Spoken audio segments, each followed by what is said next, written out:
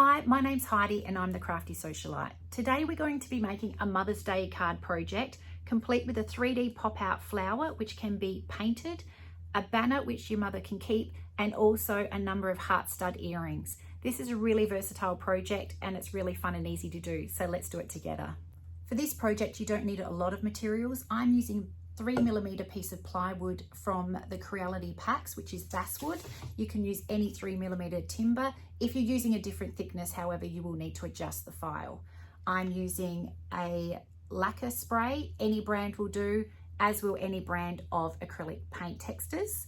And to go ahead and make the earrings at the end, you'll need some very strong glue and also earring backs, which are easily available from online retailers such as Amazon.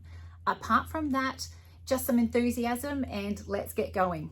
So I've gone ahead and I've opened my file. I've selected all and I'm just going to move it to where I like to work with it on the screen. And then I'm going to zoom in here so it's a little bit easier to see.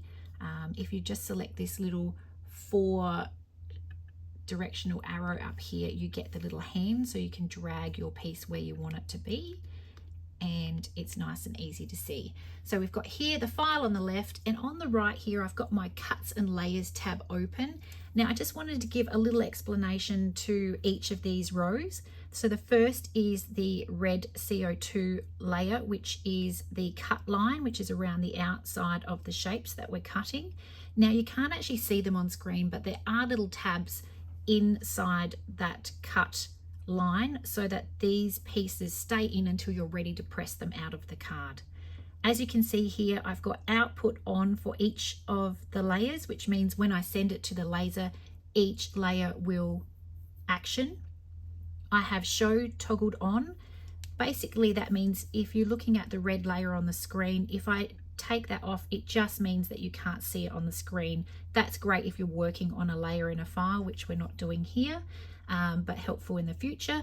And I have air on. Now when I'm doing a cut, I always have the air assist on. That just gives you a cleaner finish on your cut. If you don't have air assist on your laser, that's perfectly okay. It just may need a light sand to give it a really lovely finish at the end. Then my second layer here is the green text. That is set to engrave as a fill. I've already got my parameters in for all of the layers for my Falcon 22 watt laser, which I'm using today. And then I have a third layer, which is the purple flower, which is also set to fill. Now you can choose fill or offset fill. Just as a brief explanation, when you are doing a fill, for example, if I'm doing the flower, it will go from left to right and it will fill that image in. If you select offset fill from the drop down menu here, it means that it will follow the shape of the flower and do the petals individually rather than moving the laser head from left to right.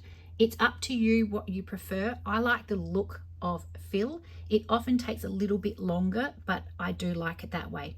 Now I'm going to take my cut line and I'm going to move it down to the bottom. And the reason is because I'm actioning these layers in order.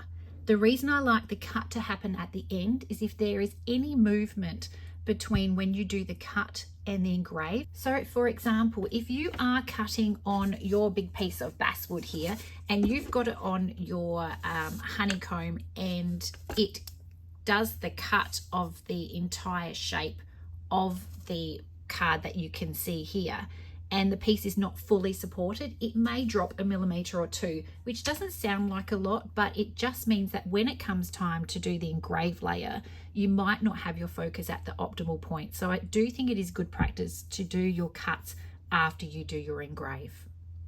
Now, if your file doesn't look like this text is enclosed and, all green, and it's just an outline of the word, don't worry, it is actually the same settings as what I've got. The difference will be up here on the cogs.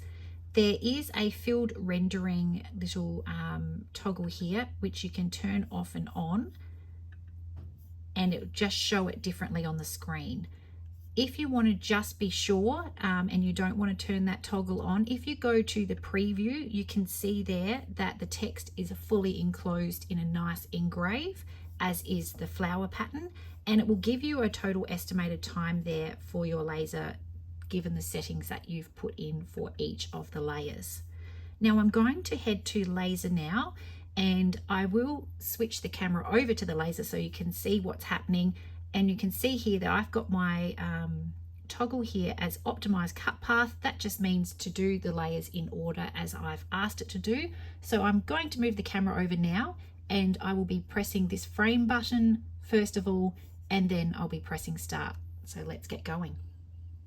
So I've come over to my laser now, and as you can hear, it's doing its boot up, and you can see all 3 green lights here, which means everything is working nice and normally. It's just running its little test, and I'm going to go ahead and pop my piece of timber in there on the honeycomb, and I'm going to weigh it down with a couple of weights. Now after the laser has finished booting up, you will hear it stop running that air, and you will see this little light go from green to orangey red.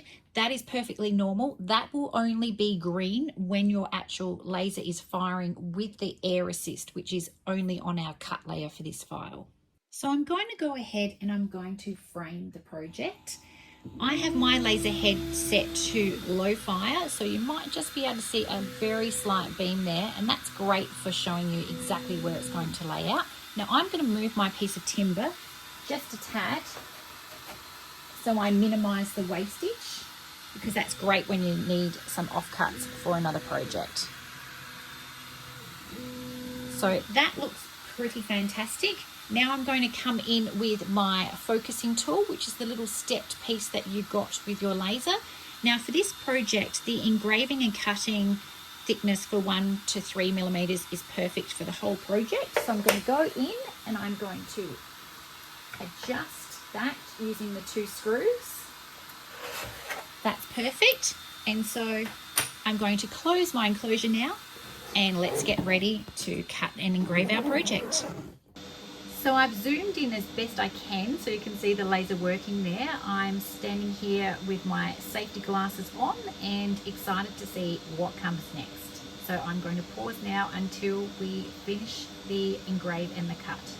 Okay, so our piece is now out of the laser. It's looking fantastic. So I'm going to go ahead and give it a coat of lacquer. Now the reason I suggest giving it a quick lacquer spray before you paint is it will seal the timber. So depending on what timber you've chosen, if it has quite an open grain, you don't want to see the acrylic paint seep into the grain of the timber and ruin your finished result. So I'm going to go and spray that now.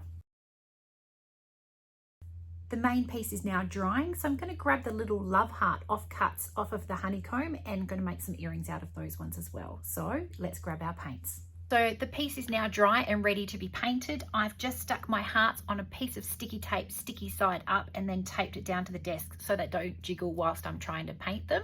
And I'm using Tooly Art paint textures. You can also use Posca pens, they're fantastic. I'm a bit hopeless using a brush and acrylic paint, but that's also a way to go as well. So let's get painting.